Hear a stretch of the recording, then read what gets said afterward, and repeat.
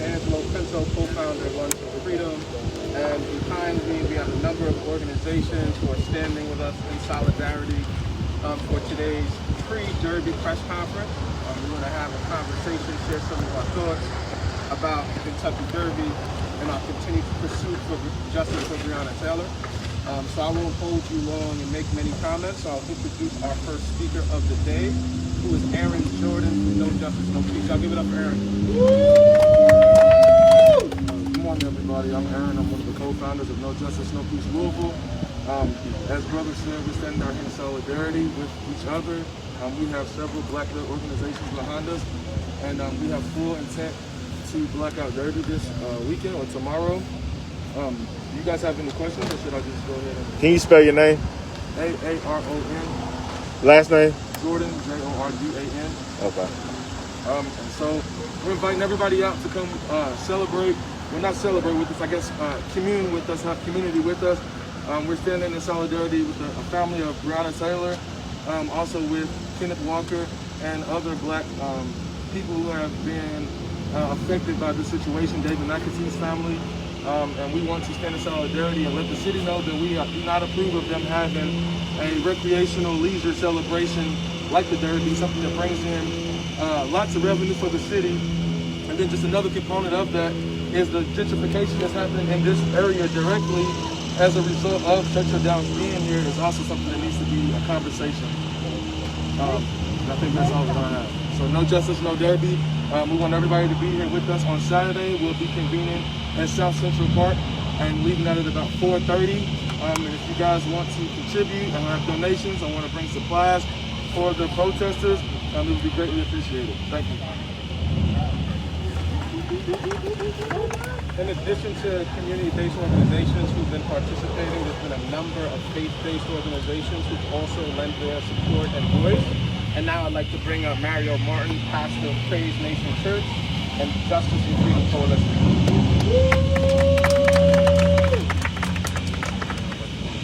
Hello, we are here to do a couple things. Number one, we're showcasing to the entire world our reality. A reality where our people are consistently mistreated, oppressed in a city, in a state where we can go 6 months without justice and people will come and spend thousands and millions of dollars in celebration of a horse race. We stand with Breonna Taylor's family and we stand with the entire community. At this point, we're all family. It's been 100 days since protests have been taking place and we still have seen no justice. Our reality is that it seems like nobody cares. How? Because they say we're going to allow peaceful protests. But then if you turn around and look, you see tanks. You see soldiers to stand in opposition to that. A few days ago, our mayor was on, he was on the news and he and others they shared a bunch of hoopla and a bunch of stories and a narrative to try to spin it before it happens. It's evident, if you look behind me, it's evident that they're not on our side. It's evident that they do not want to see peaceful protests, but we're here and we're showing up and we're calling on everybody in the city who has any real feeling about this and who's requesting justice for Breonna Taylor and the others. Come out and meet us tomorrow at 4:30. We're going to be right here and there's no tanks big enough to stop us. Can we have your first and last name? Can we get you to spell your first and last name? Pastor Mario Martin, M-A-R-I-O-M-A-R-T-I-N. And you're the pastor where? Pastor of Praise Nation Church and a member of the Justice and Freedom Coalition. Thank you. As people start coming up, if you can spell your names and your titles for us. The next speaker has been one of the lead organizers and voices around canceling Derby. He's also just been a great friend and advocate for us while we've been here. Pastor Tim Findley of Kingdom Fellowship Church. Y'all give it up for Pastor Findley. Timothy Findley, Timothy, Findley, Findley, pastor of Kingdom Fellowship, founder of the Justice and Freedom Coalition. We insisted on having you all come here to this particular location because we wanted you and everyone else to see the pattern that Louisville leadership continues to take. And that pattern is meeting peaceful protesters with over-militarization, with provocation, and a continued stoking of fear. I would remind everyone listening that there have been 100 days of protesting. The first 2 days were difficult days. 98 days have been peaceful. All of the talk of looting, all of the talk of rioting, all of the talk of violence, it has not happened.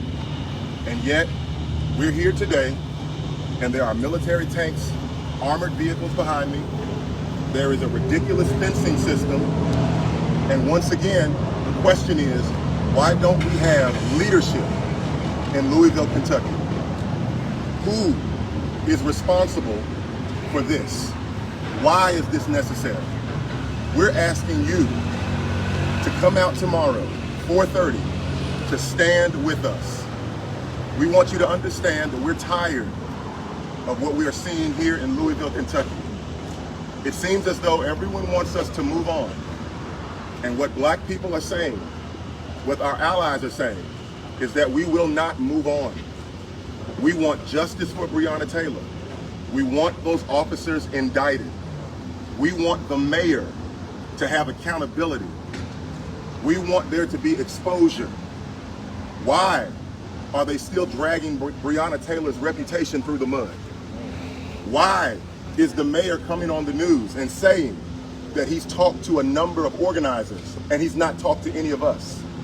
Who is making people think that we are out here every day causing violence and destruction?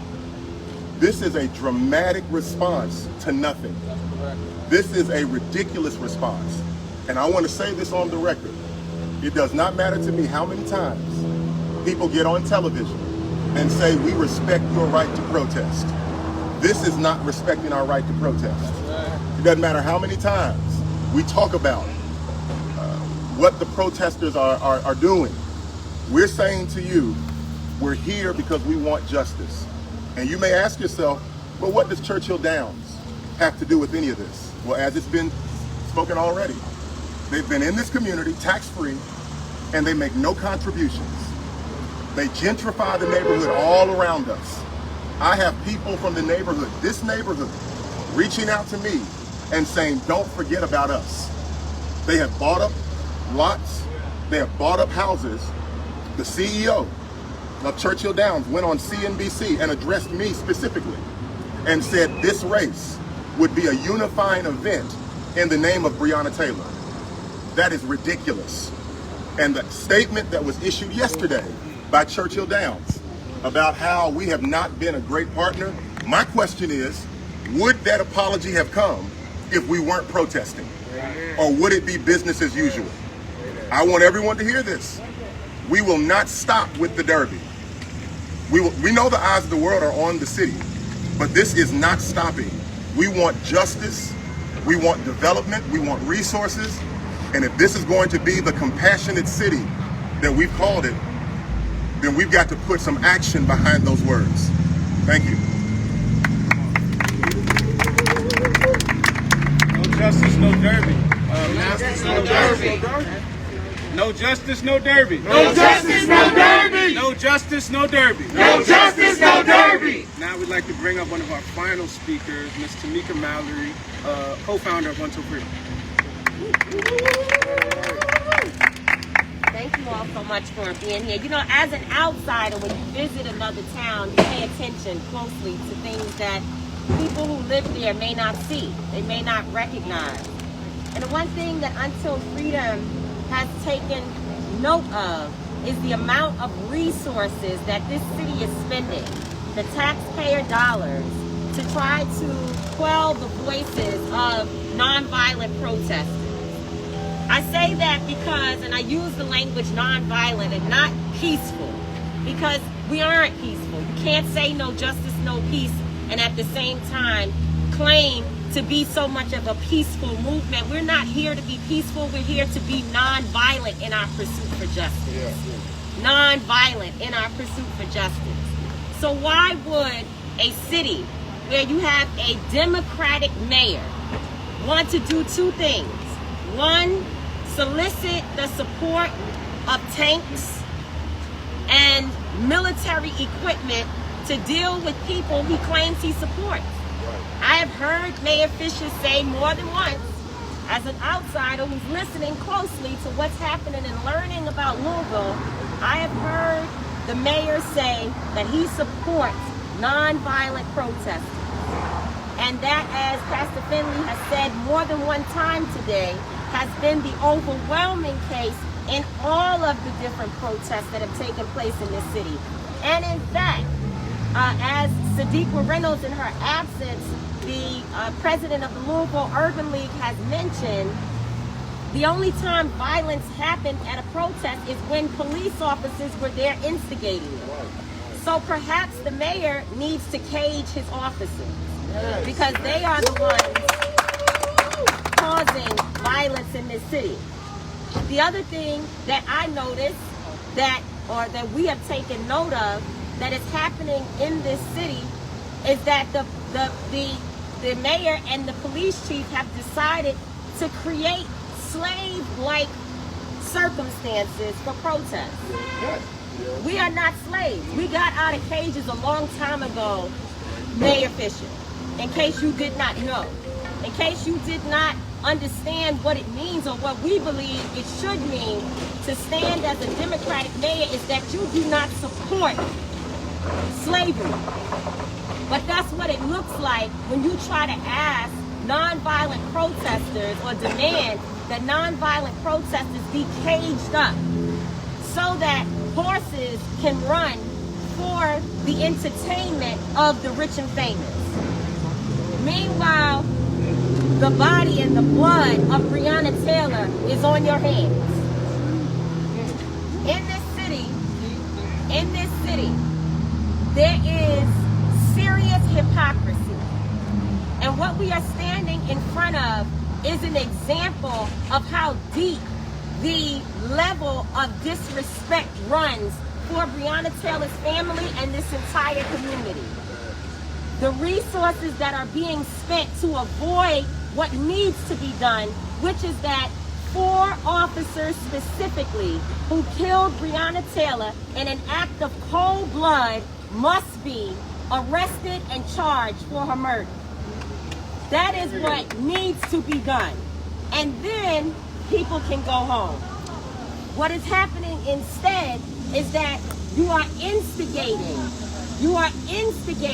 and causing more harm to the city that you claim to want to heal. What's interesting to me is to hear Pastor Findley talk about, I didn't hear the statement, but today I'm listening to him say that Churchill Downs put out a statement about unifying. And the question that I have is, where is their end of the unification? Because I can't see it. What I see is a clear demarcation to show that there is us and then there are you all. Again, the rich and famous. The bottom line is that this city wants to go on with business as usual, and they have created these barricades so that the media will not be able to make a connection between the protest for Breonna Taylor and what is happening with Jordon. But what we believe is that the citizens of Louisville are going to come out so strong tomorrow that there is no way that you will be able to deny that justice for Breonna Taylor is more important than this race. It's more important than Churchill Downs. It's more important even than the leadership of this city, who is completely tone deaf to what its citizens are saying. So those are the things that we have been able to gather since we've been here as outsiders in Louisville. And what we hope is that the media will show the hypocrisy and make it clear that this city is, instead of it holding to what it should do, which is to do your job, and ensure that these officers, Mayor Fisher had the ability to fire them all. He had the ability to fire the officers. But instead of firing them, he decided to help use taxpayer dollars, including Breonna Taylor's family's taxpayer dollars, to build a fence so that he could create slave-like conditions for non-violent protesters. It is unacceptable. We will be here tomorrow, and we will continue to be here until Mayor Fisher and Daniel Cameron get their act together and go ahead and do what they know they need to do, which is to hold the officers responsible for Breonna Taylor's murder accountable. Thank you very much. And now I'd like to bring up the final speaker for today, Mysonne Linen, co-founder of Until Freedom. How you doing today? It is embarrassing that we have to be here. It's embarrassing to the state of Kentucky, to Louisville, that after 150, 60 plus days, we still don't have an arrest for people who murdered you. We were informed yesterday that if we step foot into the streets, that we would be arrested. I was arrested 2 times in Louisville for nonviolent protesting. But the officers who killed Breonna Taylor have not been arrested 1 time. It is an atrocity and it is an embarrassment. And I just want to say that we will not be scared. We will not be threatened. We will not allow you with the tanks, with the National Guard or any other guard to stop us from our right to protest. Protest is not a parade. It is not a march in which you tell us where we go. A protest means that we are dissatisfied with the treatment that is going on. Therefore, we have the right to protest where we deem necessary to protest. We have not shown any violence. We have, Until Freedom has been here and we have protested mindfully, strategically, and we have yet to show any level of violence. And therefore, we should not be met with anything that shows violence. There should be no militarization in this city right now. There should be no derby in this city right now. The only thing that should be happening in this city is the arrest of the cops who killed Breonna Taylor. So until we get justice, there will be no peace. We will continue to practice nonviolence, but I want you to understand, until justice for Breonna Taylor is served, we will not be scared. These gates cannot hold us back. We will be out here every day. God bless you.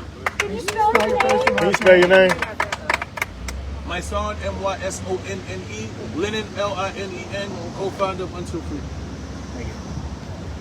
So tomorrow, I just want to give some information about what will be happening tomorrow. So tomorrow, September 5th, at 4:30, we will be gathering at South Central Park, which is 2400 Colorado Avenue. We're also asking folks if they're interested in participating and volunteering. You can email us at organizing@untilfreedom.com. Are there any questions from the press? So if you guys want to talk about the fact that there aren't any fans, I know you guys said that this was a recreational leisure thing, but there's thousands of people who didn't come to town because they aren't holding any fans. So what do you guys want to say about that? They're holding fans. Their fans will be watching from all over the country.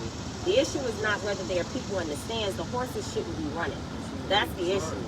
So, you know, how they get the entertainment out to their audience is not our issue. Our issue is that they talk about unification and being a partner. They should have, in protest themselves, said that they would not hold the Derby until justice for Breonna Taylor is served. Right. NBA has done it, NWA has done it, Churchill Downs can do it. And there actually will be people on the stands. You also do your research. There are actually going to be people in there. Not on the ground and not in the stands, but in the towers and the Millionaire Row. Check your They get 16 tickets apiece. The owners of the horses get 16 tickets. Yes, they do. So it's going to be people there. I have a question. NFAC has said that they're going to be here today and tomorrow. Are you in support of them coming? You should ask the NFAC questions. I'm asking if you're in support of them. You should ask the NFAC.